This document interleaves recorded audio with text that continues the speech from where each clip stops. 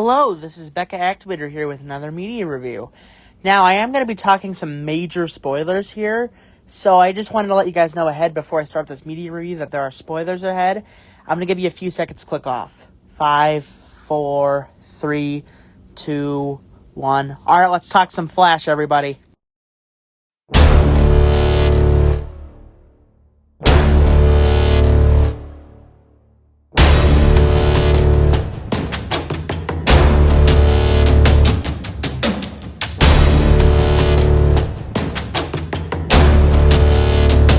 Alright, thanks for coming to my Flash review, everybody.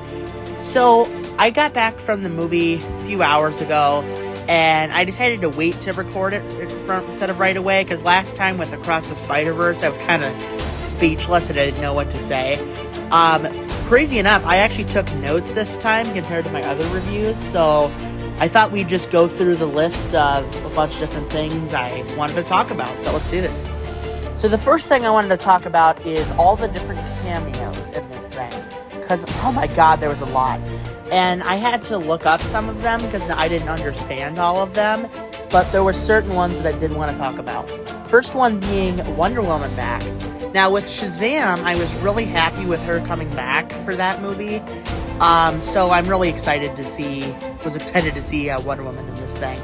Even if she was only on for like 30 seconds to 45 seconds in this thing, it was still cool to see her back.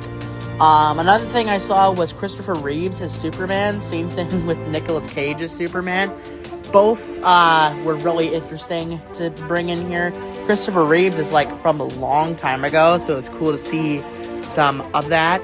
And then Nicolas Cage, a lot of people know the story about how he was going to play Superman at one point. It just didn't work out. But a lot of people are failing to comprehend the fact that he was in Teen Titans Go to the Movies as Superman. So, long story short, yeah.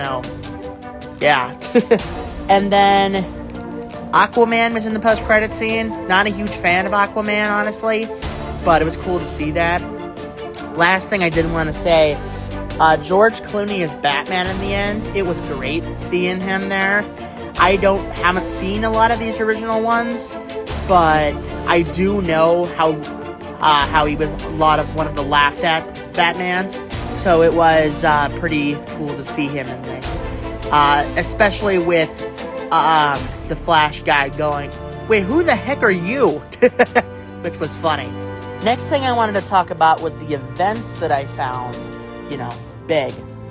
First thing, both Michael Keaton and Supergirl died on multiple occasions, and they found out they could not reboot and save the universe, which is crazy, because, I grew closer to these characters throughout the events of the movie, and was excited to see how it would play out and the universe be saved, but then they both just died. I was sad, I cried when that happened. It was a big deal. And I have not seen Michael Keaton's Batman's originals, but now I'm going to watch them now, because Michael Keaton was like the best thing in this entire movie. It was pretty crazy. Another thing, every single DC universe we've ever seen is interconnected as one multiverse, which is kind of something that Marvel does on occasion, but it's not always how it is. But it was really cool to see that they categorize all the different universes from the original cartoons to the original movies, all the way up until present day. Everything is interconnected as one thing. So that's pretty cool to see, honestly. The next thing I want to talk about is other miscellaneous things that I noticed while watching this thing.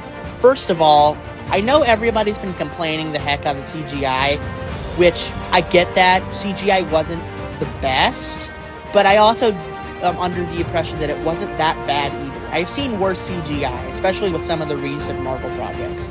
So, I will say that it's actually not that bad. I think it's about mid for me, mid in between. Another thing I want to talk about is that I think I love the dynamic between the two Barry Allens, which is something was pretty cool to see. Because there's the current Barry Allen who had his mother die and all of that, and his father ends up in jail, and he's just super sad and depressed, and that's what makes him want to go save everything. And then there's the other Barry Allen who had his mother stay alive and his father not go to jail, so he ends up being a total, a-hole and all that.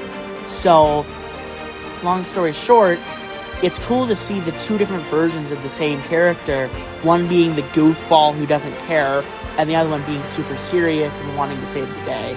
So it was one of the coolest dynamics in this entire movie. The last thing I wanted to talk about is whether or not I believe that Ezra Miller should be recast.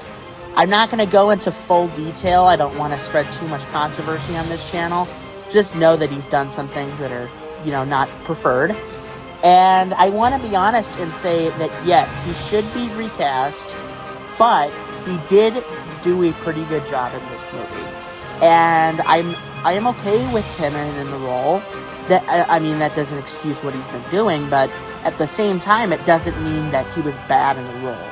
So that's my thoughts on that. In conclusion, I would like to officially say that somehow I've never been into DC for the longest time, but now I'm going to go back and rewatch a couple of the older ones, being Batman vs. Superman and Zack Snyder's Justice League, because I would like to know some context on this. I came mainly for how the trailers make this thing look, and I've also seen Shazam, and that was pretty good. So I'm glad that I came to this. So, in general, I would like to say that The Flash is a 9.5 out of 10. Thank you guys so much for watching, everybody. Man, this was a long one, everybody. Thanks for watching, and I'll see you guys in the next one. Bye.